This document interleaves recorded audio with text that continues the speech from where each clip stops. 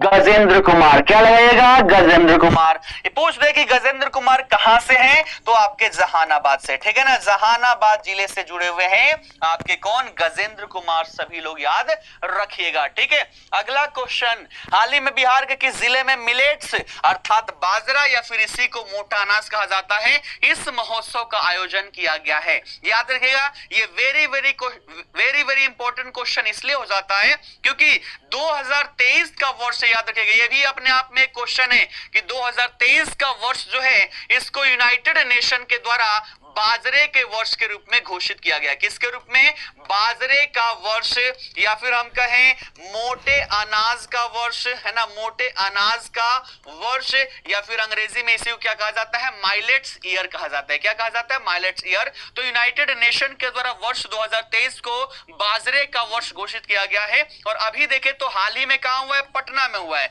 हाल ही में कहां हुआ है? पटना में हुआ है। लेकिन ये भी याद रखेगा, फरवरी के महीने में देखें तो फरवरी में ये भोजपुर में भी आयोजित किया गया है ना। तो भोजपुर जो है, भोजपुर में फरवरी महीने में, और हाल ही में पटना में। तो दोनों याद रखेगा, है ना, दोनों याद रखेगा। अगर ऑप्शन में दोनों हो तो दोनों लगाना है, ठीक है। और अगर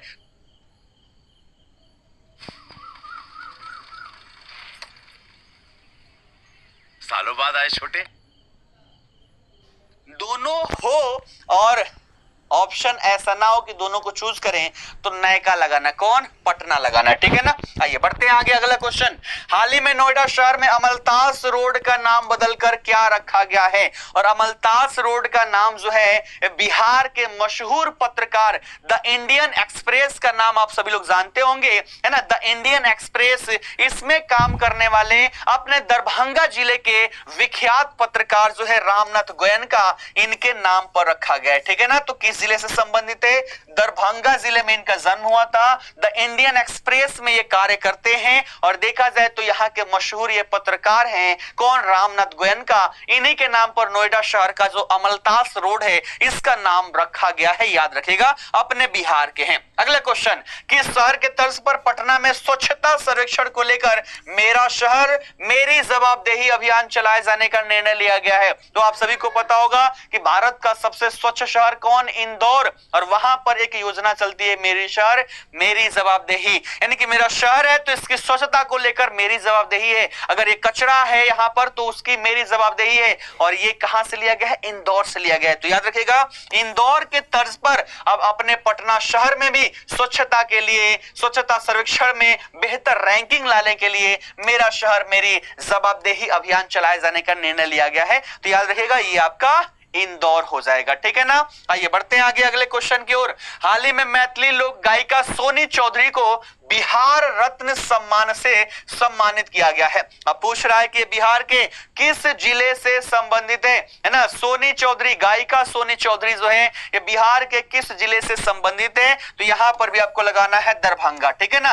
बिहार के दरभंगा जिले से संबंधित है, मैथिली लोक गायिका है सोनी चौधरी, जिनको हाल ही में बिहार रत्न पुरस्कार से सम्मानित किया गया है। याद रखिएगा कहां से? तो दरभंगा जिले से संबंधित है। सभी सेशन को शेयर करें। अभी हम 400 तक पहुंचे हुए हैं, हमें 1000 पार करना है। आज का टारगेट 1000, आज का टारगेट 1000। तो ज्यादा से ज्यादा शेयर, ज्यादा से ज्यादा लाइक होना चाहिए। अगला क्वेश्चन, हाल ही में राष्ट्रपति द्रौपदी मुर्मू के द्वारा सीआरपीएफ में तैनात विक्की पांडे को शौर्य चक्र से सम्मानित किया गया है। विक्की पांडे जो है अपने बिहार से हैं, तो बिहार के किस जिले से हैं? ये फिर से क्वेश्चन पूछा गया। तो विक्की पांडे बताइएगा कहां से संबंधित है? तो याद रखिएगा, विक्की पांडे जो है ये जमुई जिला से संबंधित है। कहां से? तो जमुई जिला से संबंधित है। कौन? विक्की पांडे। अगर पुरस्कारों की बात कर ले तो एक पुरस्कार के बारे में आप लोग पढ़े होंगे, विश्वकर्मा, है ना, विश्वकर्मा अवार्ड। तो हाल ही में 14वां विश्वकर्मा अवार्ड दिया गया है। और ये अवार्ड जो है अपने बिहार का बिहार राज्य भवन निर्माण निगम लिमिटेड जो है उसको मिला हुआ है। तो ये भी क्वेश्चन बन सकता है, याद रखिएगा। 14वां विश्वकर्मा अवार्ड जो है बिहार राज्य भवन निर्माण निगम लिमिटेड जो है इसको यहां पर मिला हुआ है। और ये जमुई जिला के हैं विक्की पांडे, सीआरपीएफ में तैनात है और इनको शौर्य चक्र से हाल ही में राष्ट्रपति द्रौपदी मुर्मू के द्वारा क्या किया गया है? सम्मानित किया गया है, ठीक है। अगला क्वेश्चन कि हाल ही में बिहार की रोहिणी झा मिसेस इंडिया 2023 चुनी गई हैं। बिहार के किस जिले से संबंधित है। और रोहिणी झा की बात कर ले, सबको पता है कहां से, तो ये सहरसा जिले से संबंधित है, बिहार के सहरसा जिले से संबंधित है रोहिणी झा, जिन्हें हाल ही में मिसेस इंडिया 2013 माफ कीजिएगा 2023 यहां पर चुना गया है। ठीक है, तो जमुई जिले से संबंधित है। अगला क्वेश्चन कि हाल ही में बिहार के गायत्री कुमारी को राष्ट्रपति द्रौपदी मुर्मू के द्वारा राष्ट्रीय फ्लोरेंस नाइटिंगेल पुरस्कार 2023 से सम्मानित किया गया है। फिर से जिला पूछा गया है, मैक्सिमम आपके जिला ही पूछे जाते हैं। और ये फ्लोरेंस नाइटिंगेल पुरस्कार जो है नर्सिंग के क्षेत्र में जिनके द्वारा बेहतरीन कार्य किया जाता है, तो प्रतिवर्ष 15 नर्सों को यहां पर सम्मानित किया जाता है। 2022-2023 दोनों को यहां पर लिस्टिंग जारी की गई। और 2023 वाले में देखें तो बिहार से एक अपनी नर्स थी जिनका नाम था गायत्री कुमारी। और गायत्री कुमारी जो है किस जिले से संबंधित है, तो गायत्री कुमारी आपके शेखपुरा जिले से संबंधित है। शेखपुरा में भी देखें तो कहां से, मुंगेर प्रमंडल से। ठीक है, तो शेखपुरा जिले से संबंधित है। ठीक है ना, शेखपुरा जिले से मुंगेर प्रमंडल के अंतर्गत आता है आपका शेखपुरा जिला, और यहां से जुड़ी हुई है आपकी गायत्री कुमारी। ठीक है, तो ये बातें भी आप सभी लोग ध्यान में रखेंगे। अगला क्वेश्चन, अमृत भारत स्टेशन योजना के तहत बिहार के कितने रेलवे स्टेशनों का आधुनिकीकरण किया जाना शामिल है, तो याद रखिएगा पूरे भारत के स्तर पर देखें है ना, तो पूरे भारत के स्तर पर 1399 करने, सबसे पहले 508 है ना, तो सबसे पहले 508 रेलवे स्टेशन जो है, इस रेलवे स्टेशन को क्या किया जाएगा, आधुनिकीकृत किया जाएगा। इसमें से अगर हम बिहार की बात करें तो बिहार के कितने, तो 49, याद रखिएगा कितने, 49 रेलवे स्टेशन जो है इसको आधुनिकीकृत किया जाएगा। नहीं, 37 गलत है, 37 गलत, 49। ठीक है, तो 49 रेलवे स्टेशन जो है बिहार के, इसको यहां पर आधुनिकीकृत किया जाएगा। अगला क्वेश्चन, हाल ही में किस राज्य सरकार ने राइनो टास्क फोर्स गठित करने की घोषणा की है, तो ये याद रखिएगा अपना बिहार सरकार के द्वारा किया गया है। तो बिहार राज्य सरकार के द्वारा राइनो टास्क फोर्स गठित करने की घोषणा की गई है। किसके लिए, तो बिहार में जो गैंडा पाए जाते हैं, गैंडा मूल रूप से है ना पटना का जो जैविक उद्यान है वहां पर पाए जाते हैं, और इनकी सुरक्षात्मक दृष्टिकोण से देखें तो राइनो टास्क फोर्स गठित करने का घोषणा किसके द्वारा, बिहार सरकार के द्वारा किया गया है। अगला श्रम, वेरी वेरी इंपॉर्टेंट क्योंकि G20 चल रहा है, G20 की अध्यक्षता भारत कर रहा है, और इसका थीम क्या है, one earth one family one future, एक पृथ्वी एक परिवार एक भविष्य। ये क्या है, तो इसका थीम है, थीम भी याद रखिएगा आपसे गारंटेड है। ठीक है, और G20 की अध्यक्षता भारत कर रहा है, और इसके तहत देखा जाए तो पटना में क्या किया गया है, तो हाल ही में श्रम 20 है ना, L20 भी लिख के आएगा क्योंकि इंग्लिश में लेबर 20 हो जाता है, हिंदी में श्रम 20, तो L20 की बात करें पटना में इसका आयोजन किया गया। ठीक है ना, पटना में, और पटना में कहा, तो सम्राट अशोक कन्वेंशन सेंटर, कहां पर, तो सम्राट अशोक कन्वेंशन सेंटर।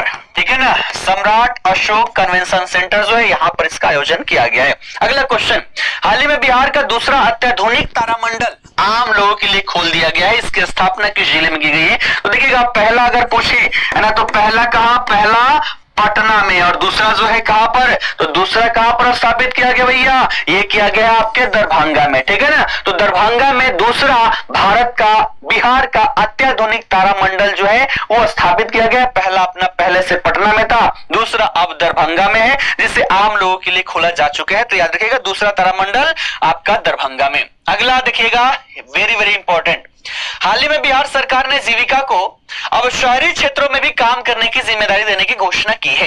ये जो जीविका योजना थी इसकी शुरुआत कब हुई थी, तो देखिएगा अगर हम इसकी बात कर ले तो ये क्या है, मूल रूप से जो ग्रामीण क्षेत्रों की महिलाएं हैं उनको सशक्त करने के उद्देश्य से विश्व बैंक के सहयोग से ये वर्ष 2006 में प्रारंभ किया गया था। तो ग्रामीण क्षेत्रों में बड़े स्तर पर ये सफल है, महिलाएं जो है स्वयं सहायता समूह के माध्यम से अपनी आर्थिक स्थिति मजबूत कर चुकी है, लेकिन ग्रामीण क्षेत्रों में तो ये चल रहा है। तो अब जीविका को शहरी क्षेत्रों में भी चलाया जाएगा, और इसकी शुरुआत 2006 में किसके माध्यम से, तो जो वर्ल्ड बैंक बैंक है ना, वर्ल्ड बैंक के सहयोग से इसकी शुरुआत की गई थी। याद रखिए किसके माध्यम से, तो विश्व बैंक के सहयोग से इसकी शुरुआत यहां पर की गई थी। अगला क्वेश्चन देखते हैं कि हाल ही में जारी एक रिपोर्ट के अनुसार सबसे ज्यादा माइक्रो लोन लेने के मामले में भारत का कौन सा राज्य शीर्ष पर है। तो अब माइक्रो लोन लेने के मामले में अपना प्यारा बिहार जो है ये टॉप पर आ चुका है। माइक्रो लोन यानी कि छोटे छोटे लोन, और इससे क्या होगा, तो इसके जितने भी हमारे जो ग्रामीण उद्योग है, देखिएगा बिहार में देखा जाए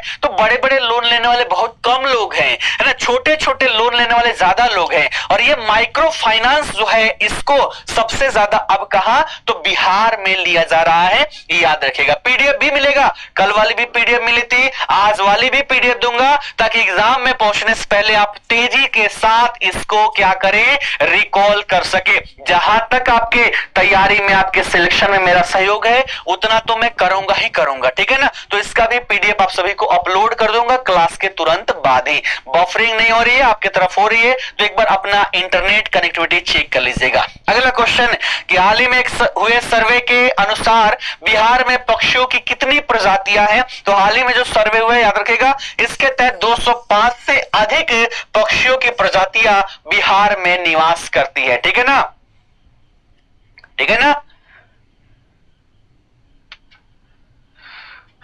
ठीक है। बढ़िया आगे चलिए, तो 205 से अधिक प्रजातियां हैं।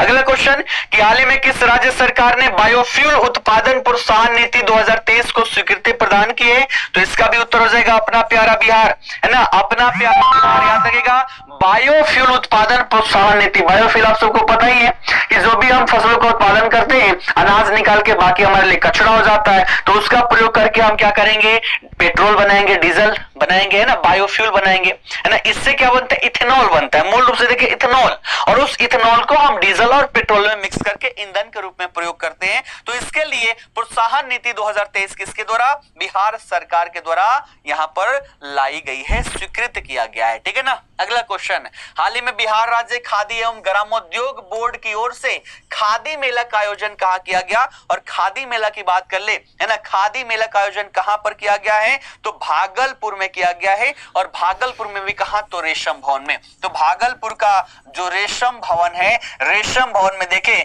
तो हाल ही में खादी मेला का आयोजन किया गया है। और खादी की बात आ गई तो खादी का ब्रांड एम्बेसडर कौन, ब्रांड एम्बेसडर पूछेगा तो याद रखिएगा ब्रांड एम्बेसडर कौन, ब्रांड एम्बेसडर कौन, तो ये आपकी मैथिली ठाकुर। कौन, तो मैथिली ठाकुर। और मैथिली ठाकुर की बात आ जाए तो क्या क्या याद रखना है, तो बिहार आइकन, है ना, बिहार आइकन जो है कौन है, तो ये है मैथिली ठाकुर। किसके लिए, तो निर्वाचन आयोग के द्वारा बिहार आइकन के रूप में नियुक्त किया गया है, याद रखिएगा, ठीक है। तो भागलपुर में जो